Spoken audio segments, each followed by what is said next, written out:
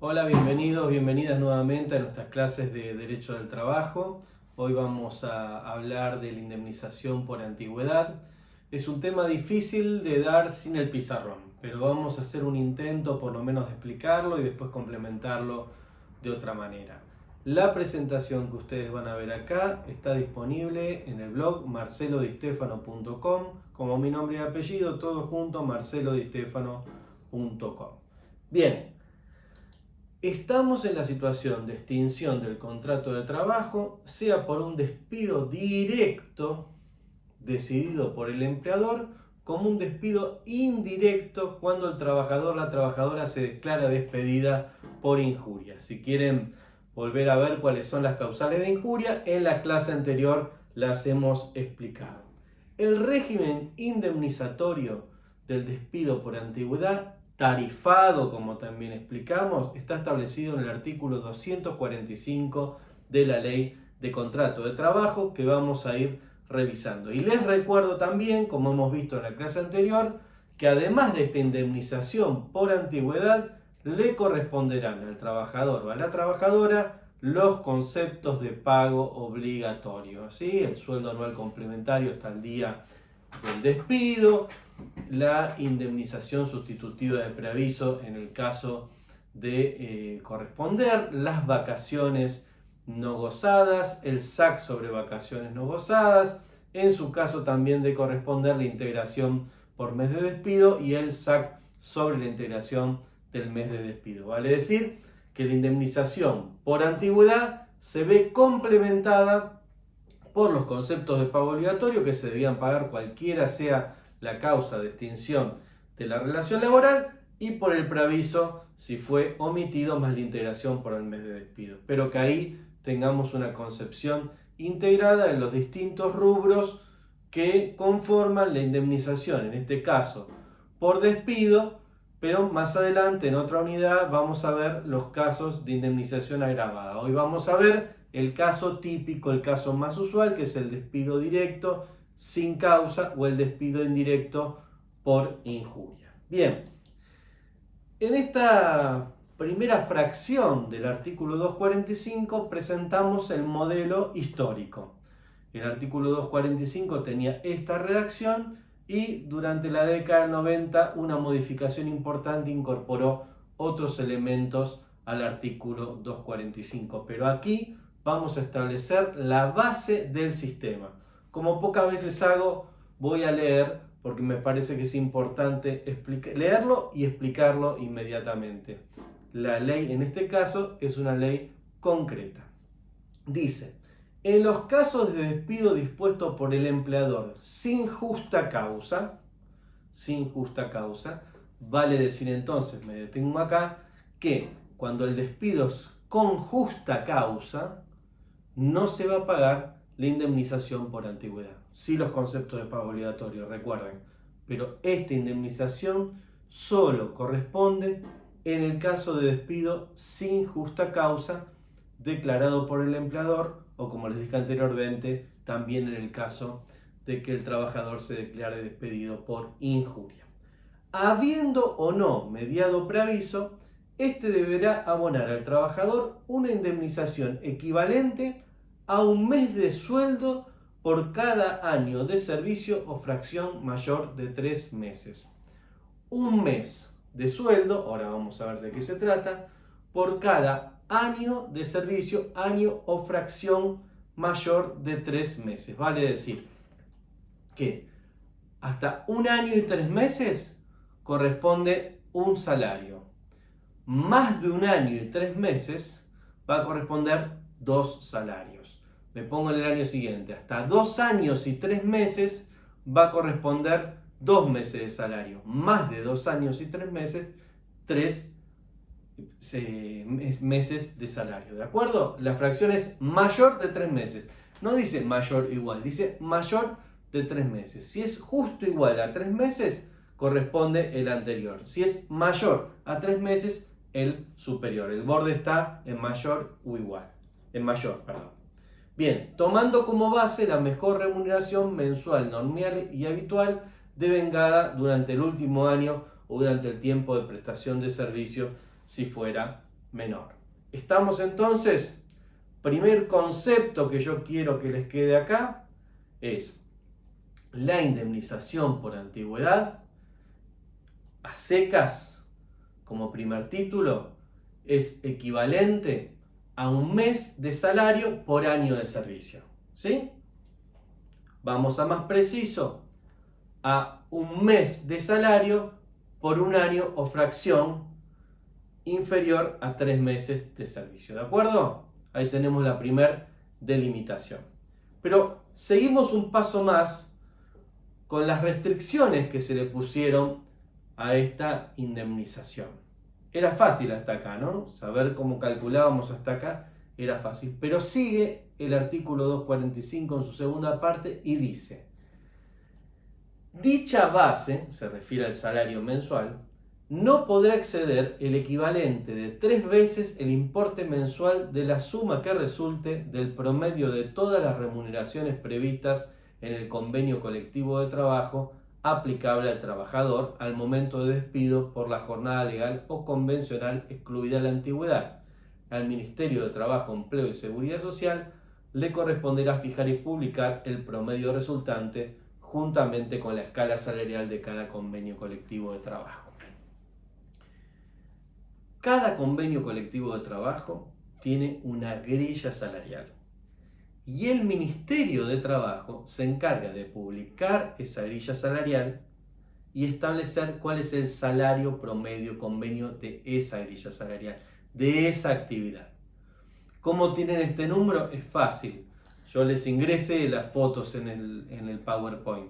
Ingresan a la página del Ministerio de Trabajo, ingresan a la página de topes salariales y dentro de la actividad de qué se trate, el convenio colectivo aplicable a la actividad de qué se trate, ustedes van a encontrar la cifra del tope del salario promedio del convenio. ¿Y qué es lo que está diciendo aquí?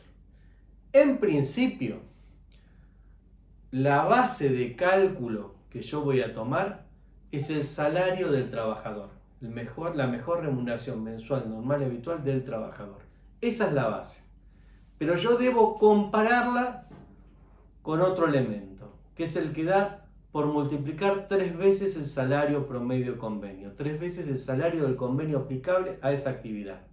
Entonces, si el salario del trabajador es inferior a 3 veces salario promedio convenio, sigo tomando el salario del trabajador. Ahora, si el salario del trabajador es superior a 3 veces salario promedio convenio, tengo que tomar el triple del salario promedio convenio, que funciona como un tope en el cálculo salarial. ¿Sí? Primera comprobación: el salario del trabajador, la mejor remuneración mensual normal y habitual del trabajador. Si esa remuneración es inferior a 3 veces salario promedio convenio, tomo ese salario normalmente. Ahora, si es superior a 3 veces salario promedio convenio, debo reemplazar la cifra del salario por la de 3 veces salario promedio convenio, estableciendo entonces un tope salarial en el cálculo de las indemnizaciones. No vamos a tomar como base de cálculo el salario real, sino voy a tomar como base de cálculo el tope establecido por 3 veces salario promedio convenio. Bien, ya tenemos los dos elementos, pero todavía se va a complicar un poquito más. Lo otro que dice el artículo 245 para llegar a su final, que en el caso de los trabajadores fuera de convenio, se toma el convenio de su actividad. ¿Cuáles son los trabajadores fuera del convenio? Son los trabajadores jerarquizados, los capataces, los gerentes, el personal de confianza, que no está dentro de las categorías profesionales del salario promedio, del convenio colectivo de trabajo, pero sí que trabajan en la actividad. Un gerente de un supermercado será aplicado el convenio colectivo de trabajo de comercio. Un gerente de un banco le será aplicado el convenio colectivo de trabajo de los bancarios. Son los trabajadores que llaman fuera de convenio, están por arriba casi siempre de los salarios establecidos en el convenio y de las responsabilidades propias de las relaciones laborales establecidas en el marco del convenio colectivo de trabajo. Y lo otro que fija es la indemnización mínima, que dice que es equivalente a un mes de la mejor remuneración mensual normal y habitual sin aplicar ningún tope. O sea, si la aplicación de topes da como resultado un número inferior al salario del trabajador, lo que se va a tomar como indemnización es el salario del trabajador, o sea, una remuneración. Esto es el caso de los trabajadores con poca antigüedad, básicamente, que la indemnización se establece en un mes de salario. Bien, vamos a concentrarnos de nuevo para definir cuál es ese salario. En principio, la gran mayoría de los trabajadores tienen salarios fijos. Fijos en un país con tanta inflación como la Argentina, nunca son fijos, digamos, siempre tienen variable por la variabilidad de la negociación colectiva en materia salarial, donde siempre se está trabajando para pelear la inflación, para que no se debilite el salario con relación a la inflación.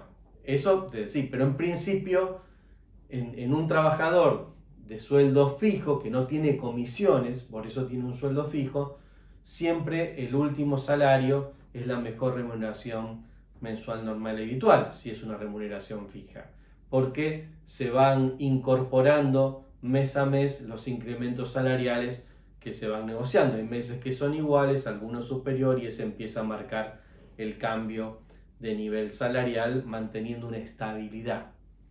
Insisto, en un país como el nuestro, con una alta tasa de inflación, no suele haber el mismo salario por 12 meses porque la depreciación sería muy grande, pero sí es un salario fijo.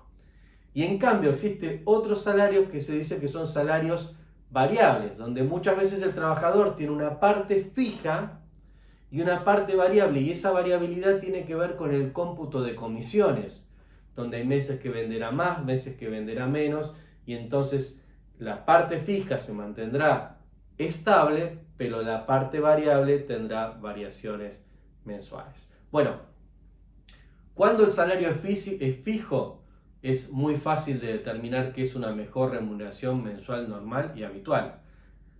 En general, es la última.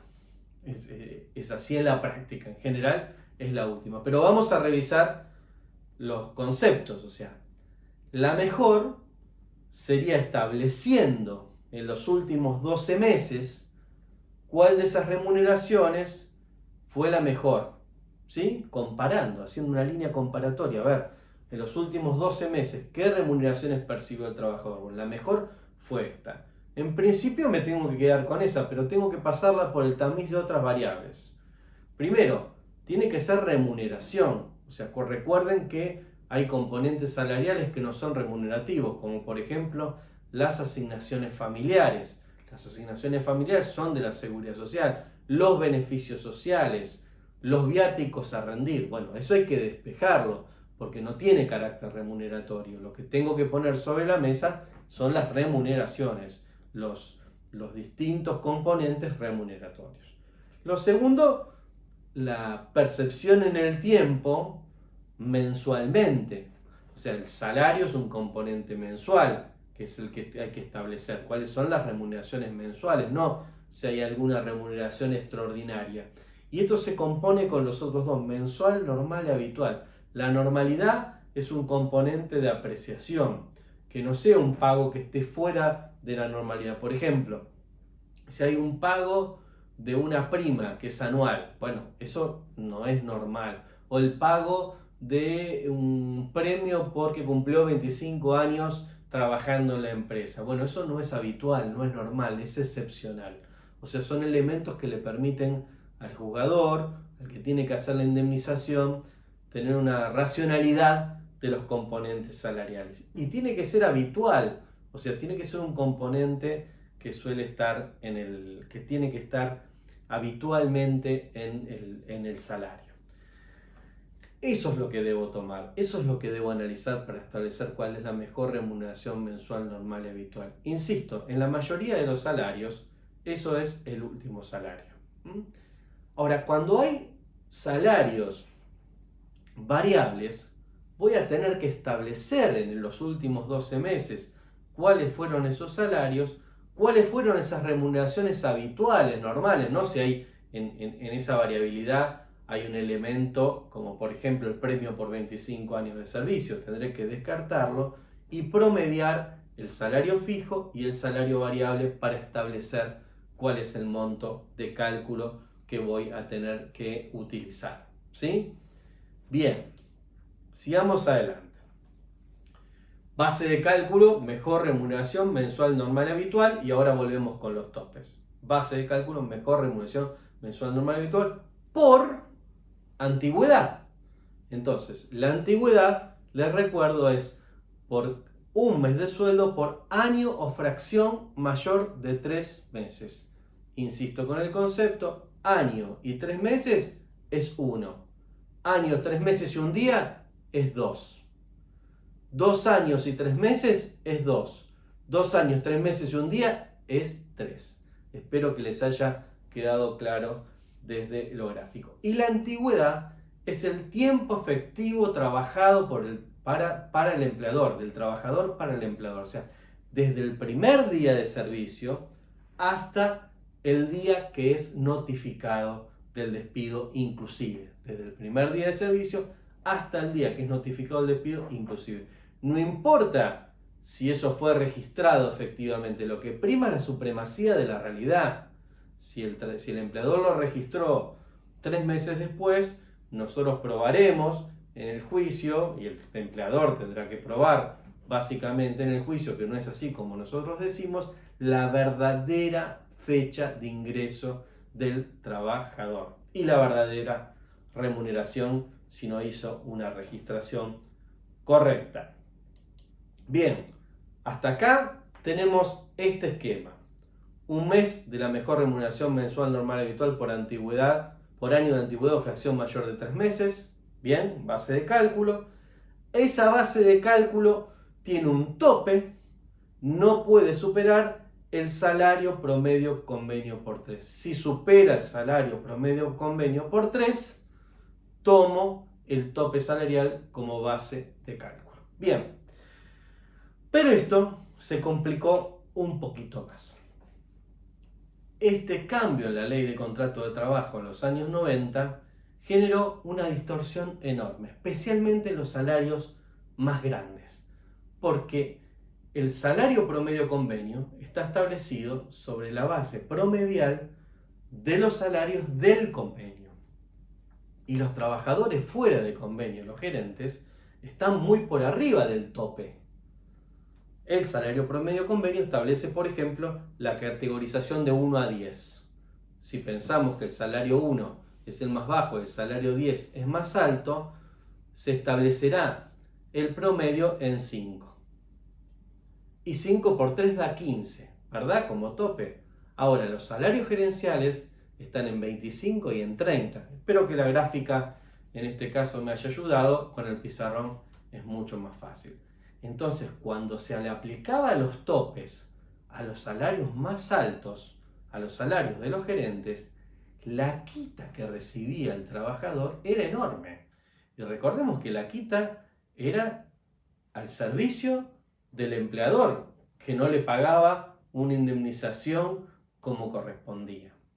Entonces los abogados empezamos a plantear en la década del 90 que este artículo era inconstitucional, que esta modificación al artículo 245 de la Ley de Contrato de Trabajo era inconstitucional. ¿Por qué? Porque violaba el principio de protección contra el despido del artículo 14 bis de la Constitución Nacional. En la década del 90 los jueces fallaron en contra hasta que más adelante, en la década del 2000, más precisamente el año 2004, hubo un cambio en la jurisprudencia. Y la Corte Suprema de Justicia falló en una sentencia, que es un leading case, un caso testigo muy importante en esta materia, que es conocido como el caso Bisotti. Es el juicio Bisotti contra AMSA. AMSA es una obra social, Bisotti era un gerente de esa obra social empresaria. Entonces, ¿qué dice la Corte Suprema de Justicia? Dice, bueno, poner topes a las indemnizaciones, en principio no es inconstitucional. Pueden los legisladores poner topes. Ahora, ese tope no puede tener la fuerza, la contundencia, la capacidad de restringir en forma confiscatoria el salario de un trabajador, la indemnización que debe percibir un trabajador. Entonces la Corte fija que si la aplicación del tope implica una confiscación mayor al 33% de la indemnización con despido, será inconstitucional. Ahora, si la restricción es inferior al 33%, no habrá ningún problema y será constitucional. ¿Qué significa esto? Espero que lo hayan entendido. Entonces, lo que dice es, la Corte dice, el artículo 245 no es inconstitucional, por lo cual el tope de 3 veces salario promedio convenio sigue funcionando. Ahora bien, si la aplicación del tope de 3 veces salario promedio convenio significa que al trabajador le quiten más de un 33% de lo que le hubiera correspondido en la indemnización por antigüedad, en ese caso sería confiscatorio, sería inconstitucional, entonces hay que corregir eso para que solamente se pueda restringir un 33%. Bien, vamos a tener entonces 3 elementos de cálculo: el salario real del trabajador, el tope y la aplicación del fallo Bisotti. Para calcular la indemnización por antigüedad, yo voy entonces tener que tamizar por esos 3 filtros, la base de cálculo de la indemnización.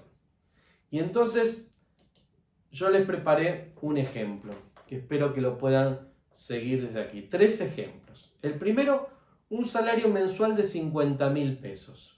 Y el salario promedio, yo voy a variar en estos 3 ejemplos el salario del trabajador, pero lo voy a mantener en la misma actividad. Siempre va a ser el mismo tope salarial, ¿sí? Entonces, en el primer caso, el salario mensual es de 50.000 pesos.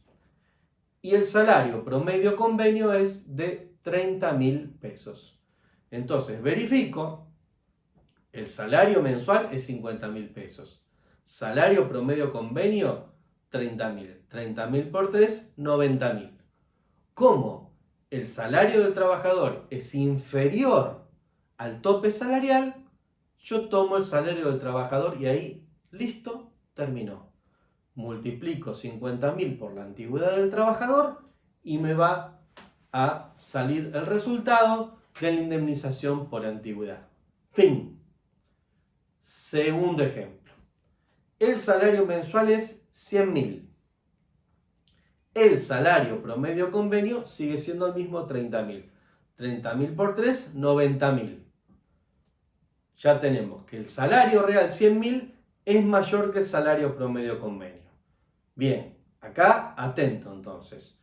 En principio, yo tengo que decir, como es mayor el salario que el salario promedio convenio por 3, tengo que tomar el tope salarial. Pero ahora debo verificar si ese tope salarial afecta en más de un 33% la disminución de la indemnización. Me fijo y efectivamente no disminuye en este caso más de un 33%, porque 90.000 disminuye un 10% a 100.000, ¿verdad? Si el salario es de 100.000 y salario promedio convenio es 30.000 por 3, 90.000, la disminución es del 10%.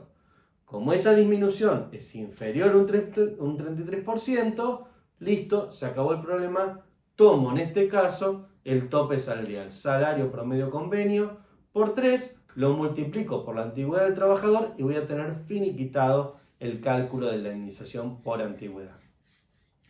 Vamos al tercer caso. El salario mensual en este tercer caso es de 150.000 pesos y el salario promedio convenio es de 30.000, veníamos diciendo, 30.000 por 3, 90.000. 150.000 es mucho más que 90.000. Ahora, si yo le pago 90.000, ¿estoy disminuyendo más de un 33%? Sí, estoy disminuyendo más de un 33%. Entonces, a los 150.000 le disminuyo al 33%, que me va a dar 100.500, y esa es la base de cálculo que voy a tomar. 100.500 por la antigüedad del trabajador. Lo explico de nuevo, sin números y rápido. Mi primer elemento es el salario del trabajador. Si el salario del trabajador es inferior a 3 veces salario promedio convenio, se acabó. Tomo el salario del trabajador. Listo. Superior